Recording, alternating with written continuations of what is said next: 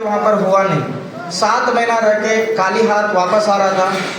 आज 10 तारीख को मेरे बड़े भैया है, आज ही है उनका, उन्होंने 22 साल सर्विस करके निवृत्त होकर आज ही 10 तारीख को आ रहे हैं। आज उनका गांव में बहुत बड़ा सम्मान है, उस सम्मान का मेन किरदार मैं भी हूँ।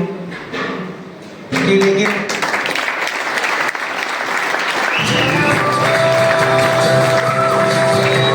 आज मैं उनके साथ नहीं हूँ, लेकिन हो सकता है मेरे से वो गुस्से होंगे, मेरे से रूठेंगे, मेरे से बात नहीं करेंगे।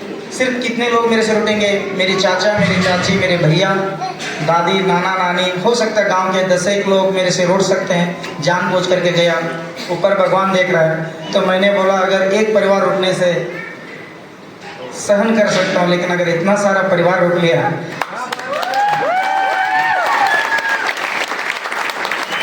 तो दोस्तों, इस प्यार से संगीता दीदी बोला भैया अगर आप नहीं आओगे तुम्हारा ख्याल नहीं होगा, फिर देखना।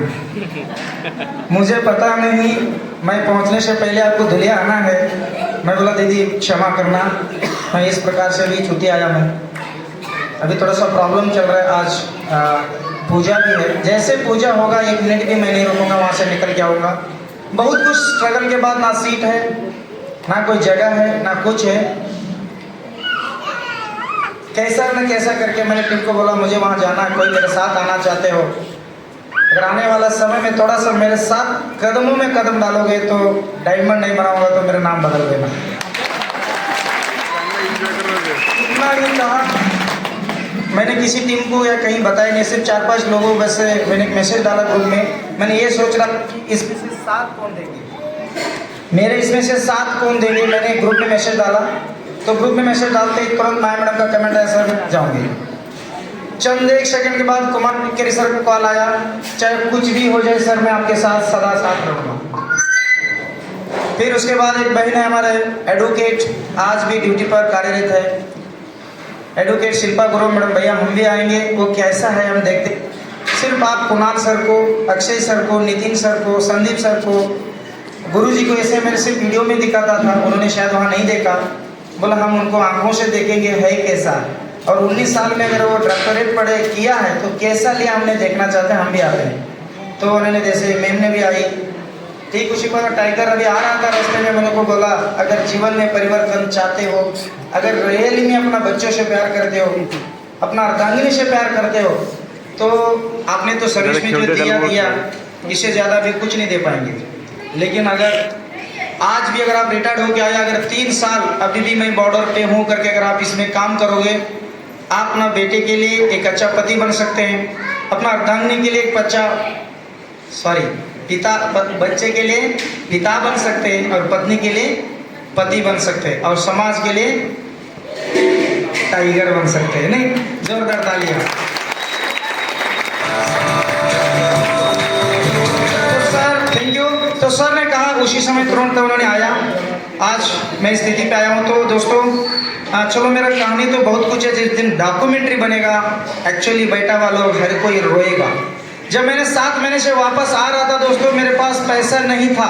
वहाँ पर जो मैंने होटल में काम किया, जो गाय भैंसों को जो पानी पिलाया, जो भी किया, उसके वजह से थोड़ा सा मुझे जो मालिक था वो 1400 रुपये दिया था। आज मेरे जो भैया रिटायर्ड होके आए हैं, उन्होंने मेरे को, उस समय मुझे पता नहीं था, उन्होंने आर्मी का वारंट नहीं था, फ्री में रहता, तो उसने प्री वारंट में जाके एक बार आ चुका था, उसको टीटी चेक नहीं किया था। उसने बोला इसको लेके जाएगा, तेरे को कोई पकड़ेगा नहीं, अब टिकट लेने का जरूरत भी नहीं है। तो मैं बोला बढ़िया। तो उसने टिकट लिया और मैंने ट्रेन में बैठ गया, वो भी किसमें, AC 3 टायर में बिठा दिया उन्होंने। मेरे को पता नहीं, मैं सोचा यही स्वर्ग है। बैठा, थोड़ी देर में गया, आगे जाके टीटी पकड़ा, मैंने वारंट दिखाया, वारंट में सीट नहीं, कुछ नहीं, नॉर्मल उसने काट के दिया था। 1200 रुपये का फाइन मारा और उसमें से उतार दिया, बचा मेरे पास 200।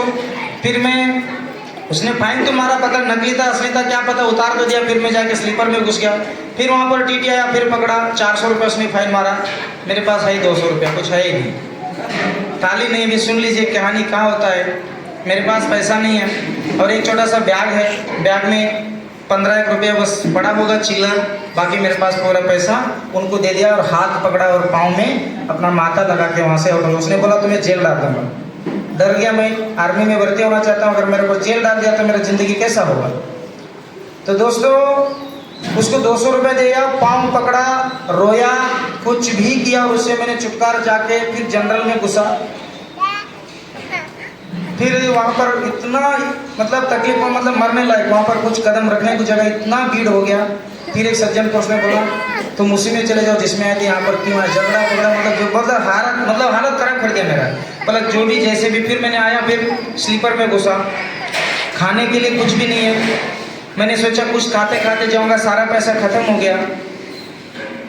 पूरा एक दिन निकल गया, दूसरा दिन भी निकल गया, रात में नींद नहीं आ रहा, पेट में खाना नहीं है।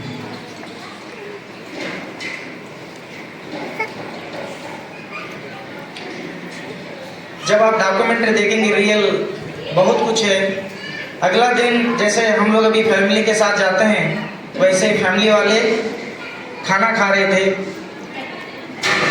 देखूं तो बोलेंगे यार ये तो खाना खाते हुए देख रहा लड़का, ठीक नहीं। फिर मैं देख रहा था, बच्चे भी थे छोटे छोटे, जैसे हमारे माही सर जितने ऐसे छोटे बच्चे थे, वो भी खाना खा रहे थे। उनका खाना देखते देखते भूख तो लगा लेकिन मांग नहीं सकता। एक को मांगा, ऐसा कर दिया। मैंने किसी से मांगा, हट कर दिया। तो फिर मैंने किसी से, साला जिंदा हो कैसा भी पहुंच जाऊंगा लेकिन खाना किसी से नहीं मांगूंगा। लेकिन उस दिन का पूरा दिन मेरा निकल गया।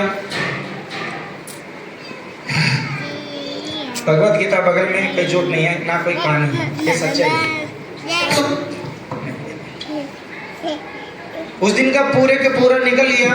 अगला दिन पेट में इतना तकलीफ हो रहा है, इतना तकलीफ हो रहा है, मैं क्या बताऊं।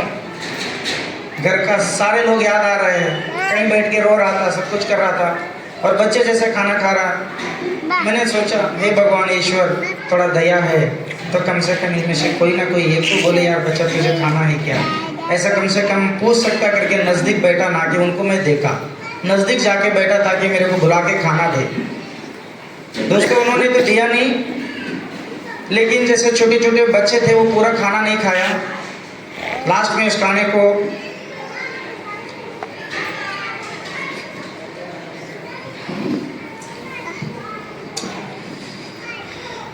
फेंकने के लिए जब गए,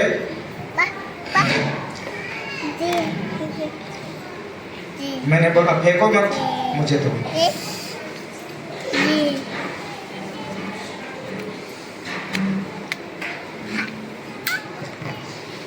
दोस्तों उस खाना को खाया, बहुत सुकून मिला। उस दिन का कैसा भी किया और घर आया। आने के बाद मम्मी को बोला, रोया। उनको नहीं बताया कि ये कहानी, अभी तक मेरी माँ को एक ही बार बताया ऐसी हुआ मम्मी, लेकिन उसने बहुत रोया। आते ही अगला दूसरा दिन गोकाक पाल्स, माया मैम जानती है, कुमार सर जानते हैं गोकाक पाल्स, वहाँ पर फिर आर्मी का भर्ती था, उसमें गया। मैं तो जाने का दिल नहीं कर रहा था, लेकिन मेरा विनय करके नाम का फ्रेंड था, बोला तुमको जाना है, 100% तुम बनेगा। पेट में खाना वैसे ही नहीं है, 2-3 दिन से भूखा हूँ, शरीर में ताकत नहीं, कैसा दौड़ूंगा। लेकिन कहीं ना कहीं अंदर चिंगारी का साला तुम्हें बोलना चाहिए, लेकिन फौजी भाषा में निकल जाता है। जो लोग हमसे हंसे हैं, अगर उनसे राज करना है तो कुछ ना कुछ करना पड़ेगा। दोस्तों मैं वहाँ पर पहुँचा, एजेंट के थ्रू गया था। एजेंट बोला तुम्हारे पास पैसा है? बोला सर मेरे पास नहीं है, जैसे मैं भर्ती हो जाऊँगा मैं आपको पैसा दे दूँगा। एक तो इधर से पेट में खाना नहीं, कुछ नहीं। जब रात को पहुँचा, वो पता नहीं कहाँ पर है, कुछ नहीं पता नहीं, लेकिन उन्होंने मेरे पास पैसा नहीं बोलने से मुझे वहीं पर छोड़ के चले गए। बाकी बच्चों को लेके चले गए और मुझे वहीं पर छोड़ दिया। आँख खोला 2:30-3 बजे, मेरे पास अगल बगल में कोई नहीं है।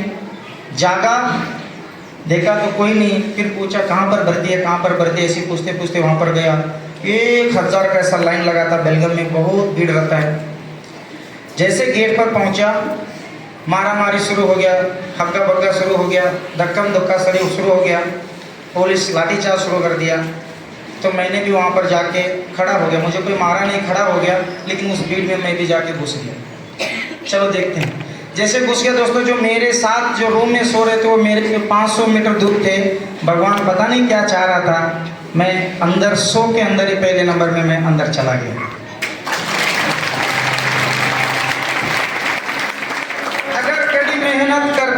भगवान हमें साथ देता है। मैं क्या कहना ये मतलब, ये शुरुआत करने से पहले मैं आपको इसलिए एक कहानी बता रहा हूँ। 100 नंबर के अंदर मैं खड़ा हो गया, पाँव में ना जूता ना कुछ, सारा निकाला। जब रनिंग स्टार्ट हो गया, दिमाग में एक ही रहा, तुझे कुछ करना है। तो दोस्तों ऐसा रनिंग मारा, पूरा 100 बंदों के अंदर तीसरा नंबर मैं था।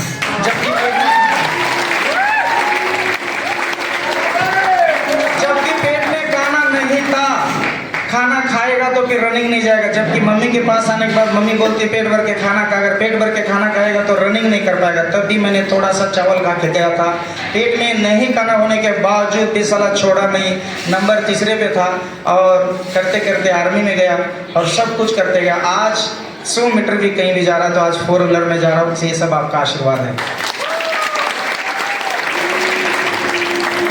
अभी आपके सामने जैसे में आने के बाद बहुत कुछ परिवर्तन हुआ। आज हमारे गुरुजी का हाथ में मैंने घड़ी देखा। गुरुजी हाथ ऊपर कर सकते हैं।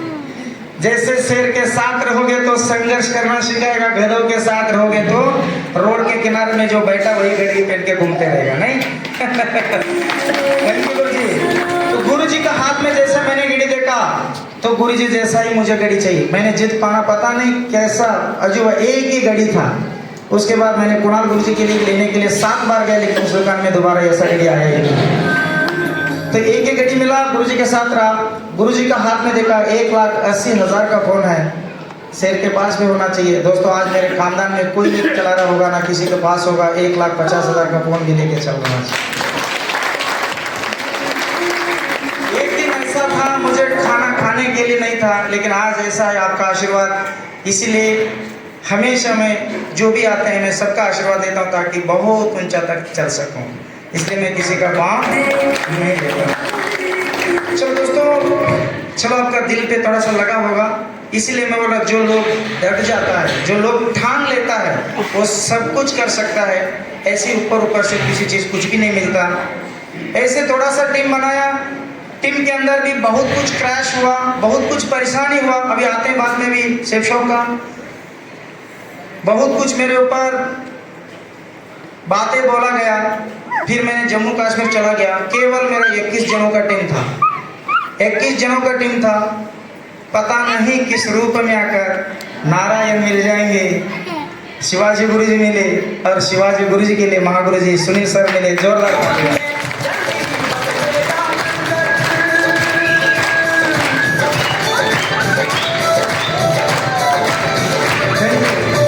आज गुरुजी की वजह से 10-10, 11-11, 12-12 राज्यों में गुरुजी का वजह से आज नाम चल रहा है। कोई याद कर रहा है, कोई गुरुजी बोलता तो आंखों में